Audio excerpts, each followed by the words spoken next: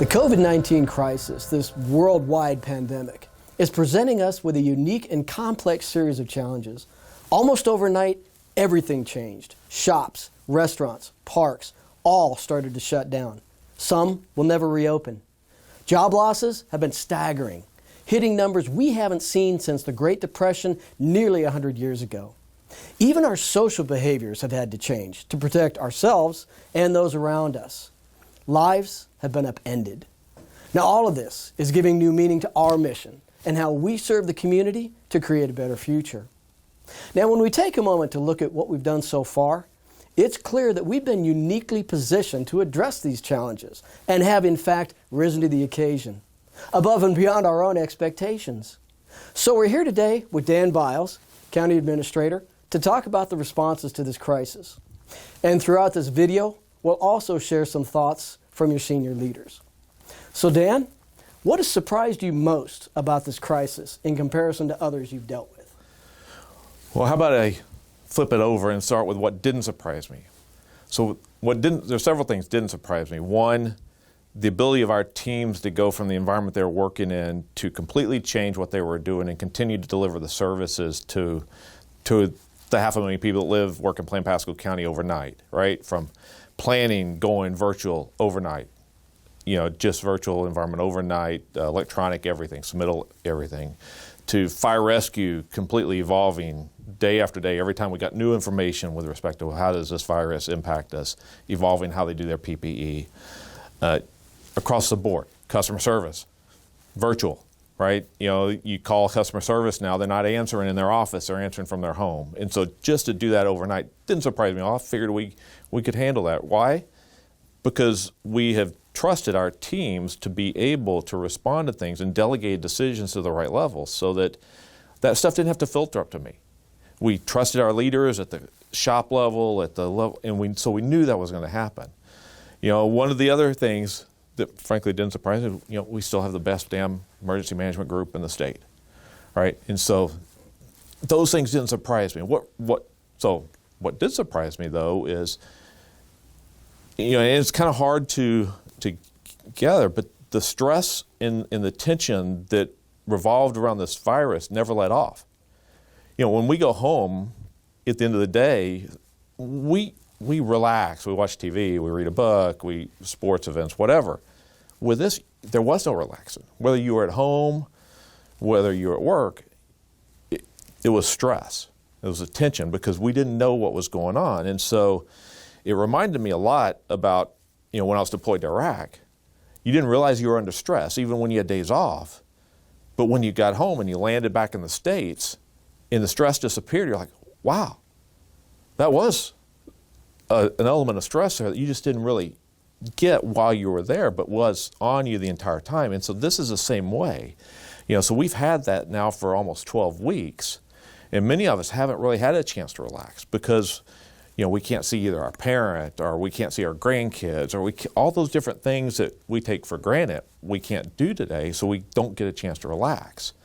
For me, Memorial Day weekend I think was the first time I really got a chance to just sit back, watch the world go by, don't answer the phone, don't answer email, and just relax.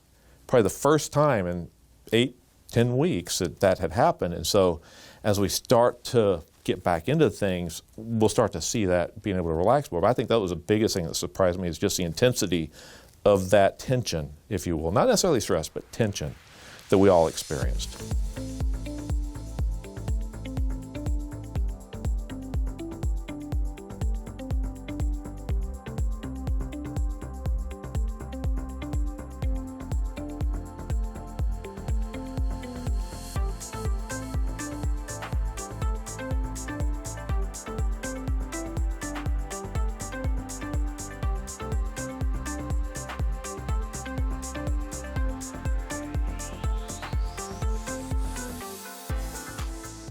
So Dan, you mentioned your deployment. Talk about how your leadership experience positioned you specifically for handling this crisis.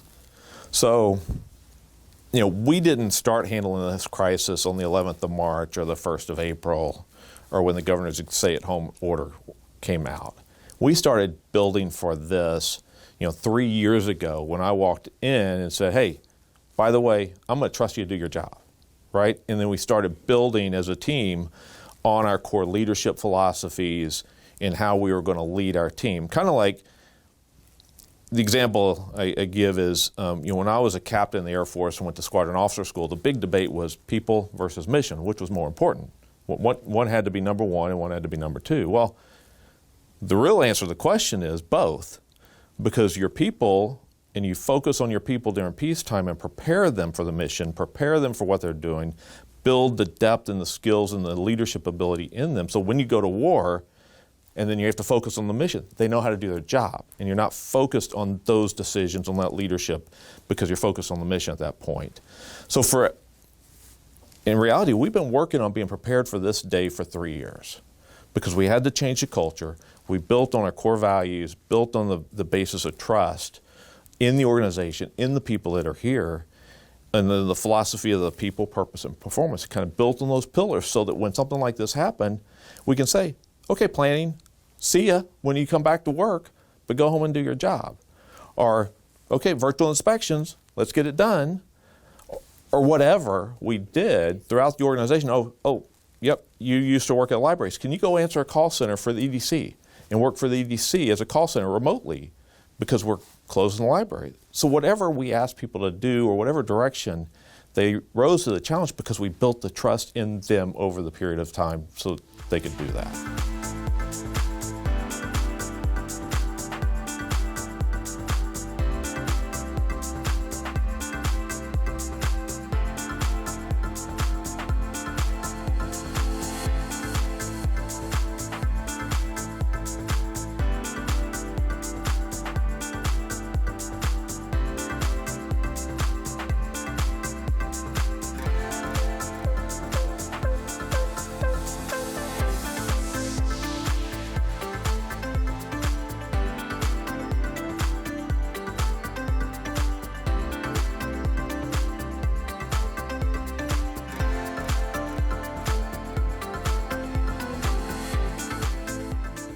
So in this crisis, governments are having to react quickly, be more agile than typically or historically, something you'd see more in the private sector.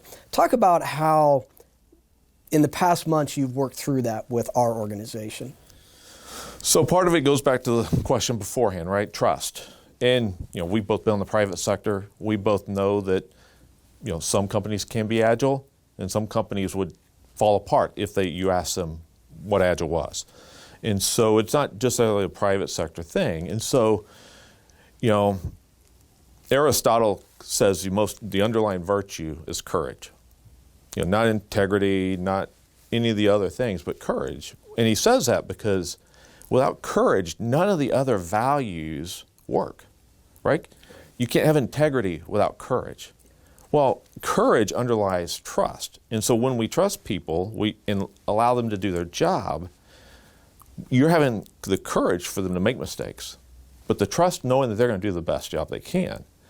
Because at the end of the day, when things go great, the team did it. When things go bad, well, that's my fault, right? And so courage underlies all that. And so we can be agile at Pasco County, even with some of the bureaucratic rules we have, even some of the things we have, because one, we trust our people.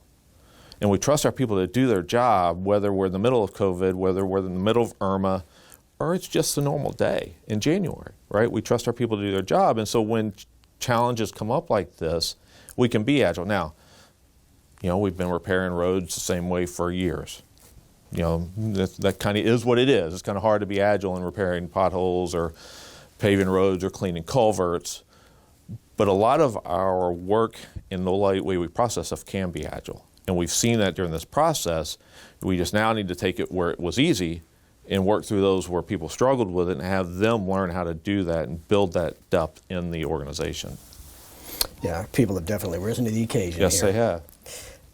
So part of that then comes down to being able to make decisions, good, effective decisions rapidly. Mm-hmm. And with half of the workforce at home or a third of the workforce at home or 20% or whatever it happens to be, and then people scattered around, how did you make that work? Well, easier than some people may think, right? One, effectively 20% of our payroll is being paid on work from home hours right now, right? At one point, at least 30% had billed at least 1 hour, coded at least 1 hour of work from home. And so somewhere in that band, and we kind of had a feeling it was about 25% of our people that could. You can't mow a park or you can't maintain a facility at home, but some of what we can do, you can. And so, I kind of go back to the Colin Powell adage, not to be paralyzed by analysis. And so once you have about 70% of the data you need to make a decision, you need to make the decision. Anything more than that, you're wasting time, and a good plan this week beats a perfect plan next week. So a Patton quote, Powell quote, the generals are in there, right? And so with respect to data,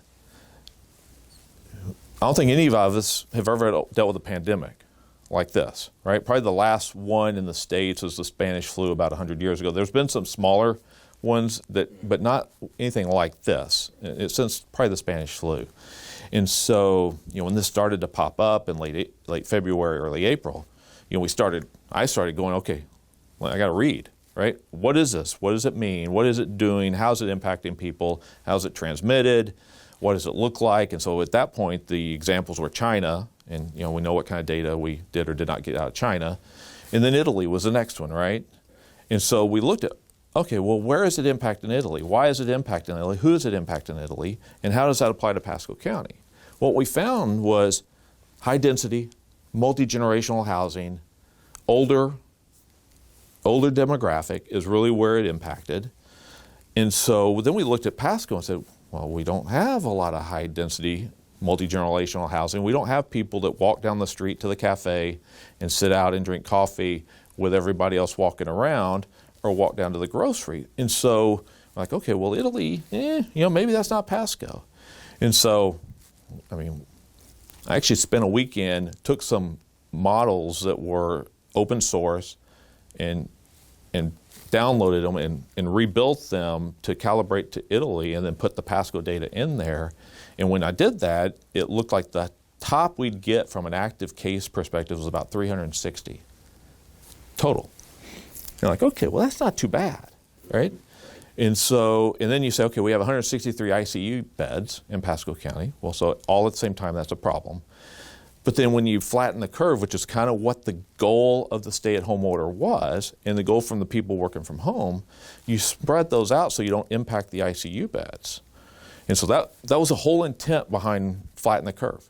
Don't impact the ICU. Stay below the capacity of the ICU beds, right? And so knowing that that's about what I thought the cap was going to be based on some of the mathematical models, and where we were gave us the confidence. One, we didn't need a stay-at-home order until the governor decided to do something, because we were okay in Pasco. We didn't have the density. We didn't have the other things.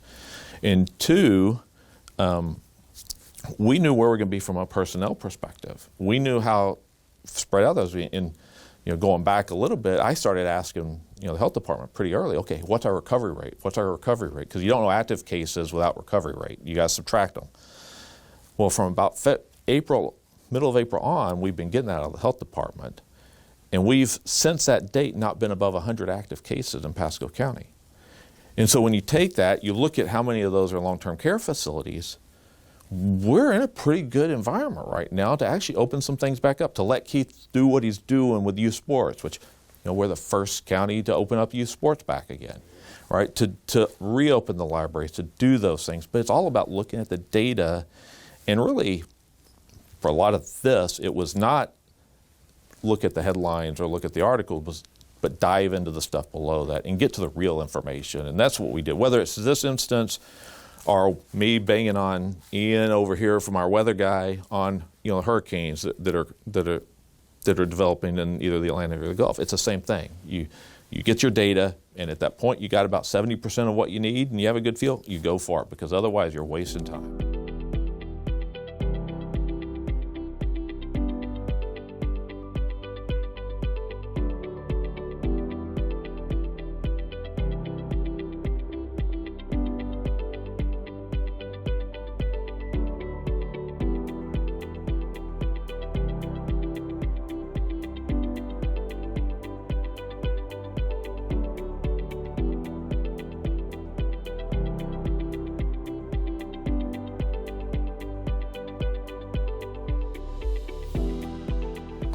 We did notice that a lot of questions we got were from folks who were hearing things going on in other counties where they had a whole different scenario. So that's awesome to be able to look at that locally here and make those decisions. Looking at the recovery piece, what do you see as the economic recovery for Pasco, and specifically around the industries that have been hurt the most? So your hospitality, the tourism, small businesses. What do you see there? So our budget team spent a lot of time over the last few weeks trying to model what's going on, right? Going back historically and look at 2008, look at recessions prior to them, what happened, who was impacted, how did that impact us, and how do we recover from it? And, every recession's different, right? 2008 was the mortgage, crisis and the leveraging of mortgage risk. The dot-com bubble at the end of the 90s was a completely different recession. This is a completely different recession because somewhere between 40 and 50% of the people that got laid off or lost their jobs are making less than $15 an hour. And so that's hospitality, that's our waitresses, it's bartenders, it's those kinds of people. Well, the underlying fundamentals of the economy are still strong. And so as we look at that, we look at, and every economist out there will tell you what they think is going to happen, and every one of them is going to be wrong to a certain extent. And so we've built some models based on that, and we think we're going to see a pretty deep V, not necessarily Pasco, but nationally, and then a pretty rapid recovery. What we've seen locally in construction, and construction is kind of a canary that we follow, is that we issued more single-family home permits this April and May than we did last April and May. We've issued more new commercial starts in April and May of this year than we did last April and May of 19, which both of those set, high water marks for that stuff. So what we've seen to date on the construction side is overall down a little bit in permits, 4 or 5%, total permits, which would include remodels, AC changeouts, all that kind of stuff. But the value of the permits is up about 25%. So just building but building higher value, which to me indicates that the fundamentals are strong. So once we get through this, it's like if you're healthy and you get an injury, you recover a lot faster than if you're not healthy and you get an injury. So I think structurally we're going to recover pretty quick. Now, that said, we're pretty pessimistic in our budget projections from a revenue perspective, but we're doing that on purpose because I want to end up lower and come in above rather than the other way around. And so we think when we look at everything, Pasco's in a really good spot. Frankly, I think Florida's in a really good spot. We still have the same thing happening fundamentally that we have had happening. Now, tourism's going to take a hit for a while. It's going to be a while before the plane flights come back. And so international travel that really was part of what Disney did and everything there is going to take a while to come back. So we may see more people driving down, may see more people doing that. And that will hold us back a little bit. But our underlying fundamentals, the people that wanted to move out of the Northeast down south still want to move out of the Northeast down south. Right? They still want to get out of the high tax environment and come to a low tax environment, whether it's retirement or, hey, guess what? Everybody realizes they can work from home. Well, if I want to work from home, why don't I work from home where I can go sit at the beach? Right? Or I can go play golf 11 months out of the year. Why don't I work from home there as opposed to work from home where it snows half the year? So I think we're still going to see it in the underlying fundamentals for both Florida and also Texas, again, no income tax state like Florida, are very strong. And I think we're going to continue to see that.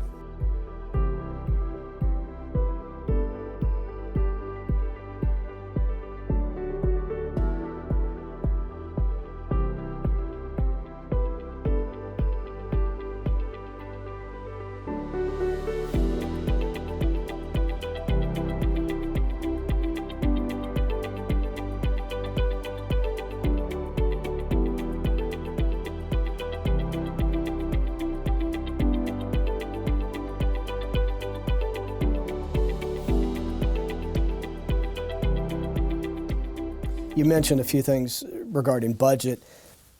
we've had to increase a number of our essential services in response to this, and we have had to deal with some surprises around revenue, less revenue than we expected, and so some budgetary issues. What are you doing specifically to address shortfalls in this fiscal year, and what does that look like going forward? So we've done a couple different things. The first thing we did is we saw in late March, early April that we were going to be significantly impacted on the revenue side.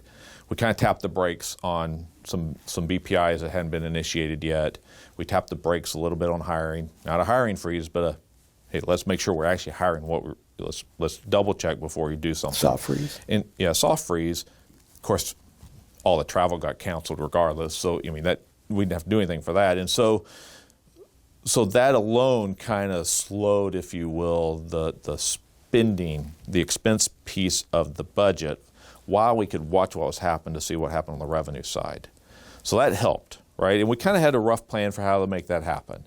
Then what's happened is, in the human services element, we've gotten money down from the federal government for CDBG programs to help out. We've got money down from FEMA for food programs to help out with United Way and our feeding program.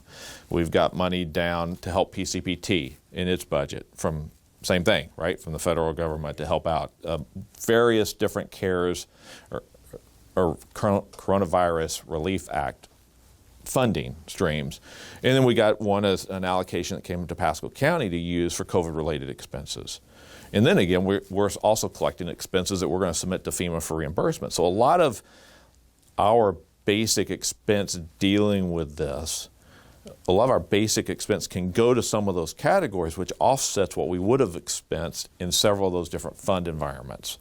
Now, it doesn't solve everything. It's not a magic wand to make stuff go away. We still have to be very specific and clear about what we're going to spend money on, but allows us the flexibility to make a bigger impact in our community than we could have otherwise. Seems like we're in a lot better shape than a lot of other areas are. So we are, and again, part of that, you have to give credit to the federal government for opening up the checkbook. Whether it was the stimulus of these, that's helped us. That's helped us because we've been above the threshold, right? If we would have been some of our peer counties that were, instead of 550,000, were 450,000, well, the checkbook didn't open for them, and they're still waiting for the state. And so we've been blessed to be in the position we're in. Some of that, you got to credit our congressmen for working on that and our senators, because that was them doing that. And so that's really helped and allowed us to serve the public, right? Whether it's through United Way or through community development or human services or whatever, serve the public and help them when they needed it the most.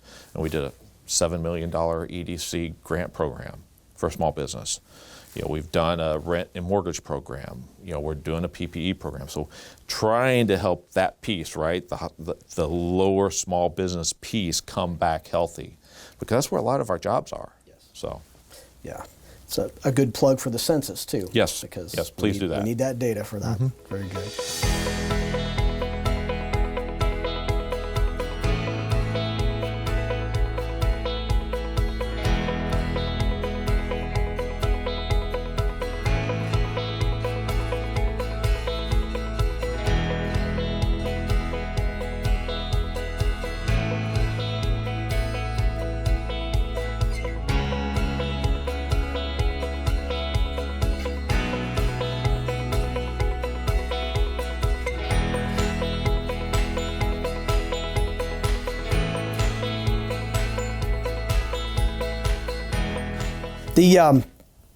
The crisis caused almost a universal and overnight behavioral shift.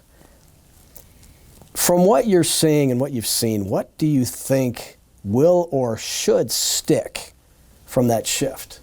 So what's interesting is that a lot of people for years have talked about work from home, remote work. We've seen tech companies do it. It really hasn't got into other industries, right? Well, on the middle of March, they kind of got told, or go work from home, figure it out. And so I think what we'll see, just like what we're going to see, is some of these companies realizing that, hey, we took a risk, it worked.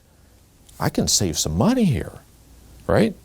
I can go remote work, lower my office cost, and saves some money for the company, which results in more profits or more employees to do more services, whatever, right? And so that shift in mindset can only benefit Pasco, because what do we have? We don't have the high density where you're on top of your neighbor necessarily. Right. We have a bunch of the quote unquote American dream home, right, being built or already existing in Pasco County. You know, we have some office being built that you could use as hotels, if you office hotels in Pasco County.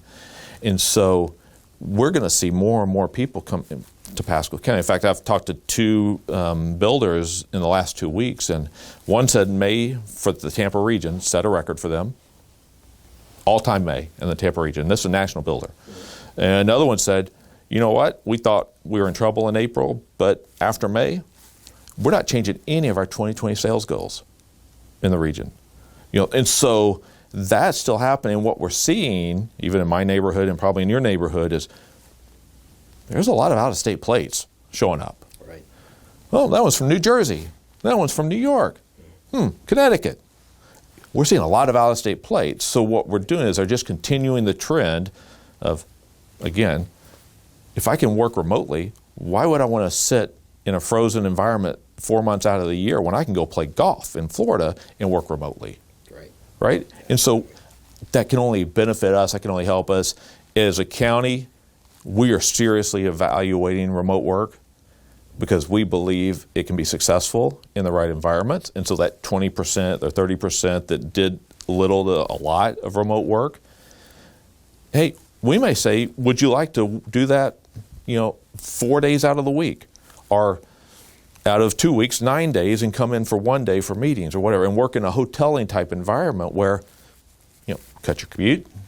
You don't have to commute to work anymore, and you can do work there and be more efficient for us and also take trips off the road, which helps us from a transportation capital perspective. So we're looking at that. I mean, we're heavily investigating that. Facilities is looking at what a hoteling concept would look like and how we would do that internal to the county. And I think there are some, whether they're full departments or sections, that could work in that environment and be exceedingly successful, which pushes more emphasis on IT, more stuff into the electronic realm, but that's all good, right? Because frankly, office space is expensive. And if we can figure out how to do that, and then if you commute 30 minutes one way, well, I'm saving you an hour a day, 5 hours a week, better family time, better whatever you do on your spare time, right? Why don't we investigate that? Because it's also a benefit to our employees. Yes. And helps our people out. Right. Yeah, we have a fantastic benefit package, particularly in comparison. Adding this to it is extraordinary. Right. It's outstanding.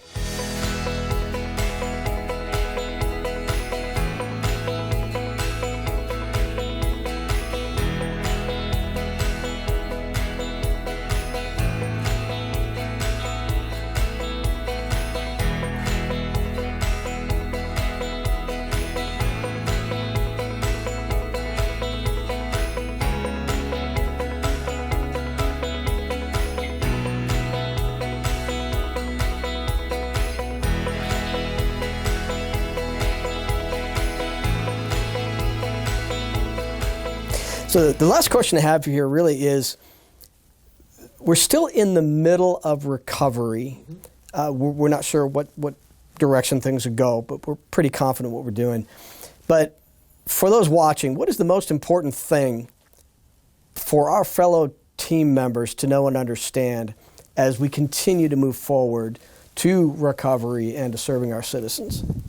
Well, first thing, thanks. The 2,700 people work for Pasco County have done an awesome job over the last 10, 12 weeks. Yes. I've heard that throughout the community, whether it's from our customers or our clients on the building side or in the services side, the senior services side. Amazing job transitioning into our current environment and delivering the services and delivering more services than we expected to be delivering. In addition to what everything else was going on, right? A high stress, high tension environment where, as I mentioned earlier, it's hard to relax, right? So one, thanks, for that. Two, we're going to be in this a while. The virus isn't going away. We're still going to have people with cases. We're still going to have all that goes with that for a while. You know, on the most optimistic projections, we're thinking of vaccine in 12 to 18 months. And only 40% of the people get the flu vaccine every year. How many people are really going to go get this one too, right? So it's going to be around us for a while, but like everything else in life, we balance risk, right? We balance risk when we drive to the grocery store. We balance risk with everything we do in life, and this will become part of that like everything else. If you're going to be in an environment where you're going to be close in and you're not going to be able to space, well, you do the things you need to do. Wash your hands, stay clean, wear a mask if you need to in a closed-in environment, as recommended, or whatever you need to do. It's going to be with us for a while. So we need to continue to think about, okay, how do we improve our mindset? Is there a way to go more electronic processing? Can we get away from more paper? Can we do things like more e-signatures or get more permits online? Or what other things can we do that are electronic? I look out my office window and I still struggle with, why are there people lined up to pay their utility bill? Right. And they still do. And yet you can do it online, you can write a check, and yet people still drive in to do it. So there's some things we're still going to have to do because our customers demand it, but there are ways we can improve it, and maybe we can little by little wean them off of that because there's a better way to get that same service. And so I think, again, our fourth core value is innovation, right? Mm-hmm. And so I think we've seen an amazing amount of that over the last 12 weeks. Right. I think we're going to continue to see some more. Some will be obvious, some not so obvious, but I think we are doing a great job in Pasco County and deliver services to the 550,000 people that live, work, and play here. We're going to continue to do that even with this going on in the background. It's just going to look a little different. And it's going to continue to look a little different. But, I think we have a great team doing great work, and frankly, the region recognizes that. Mm-hmm. So. Yes.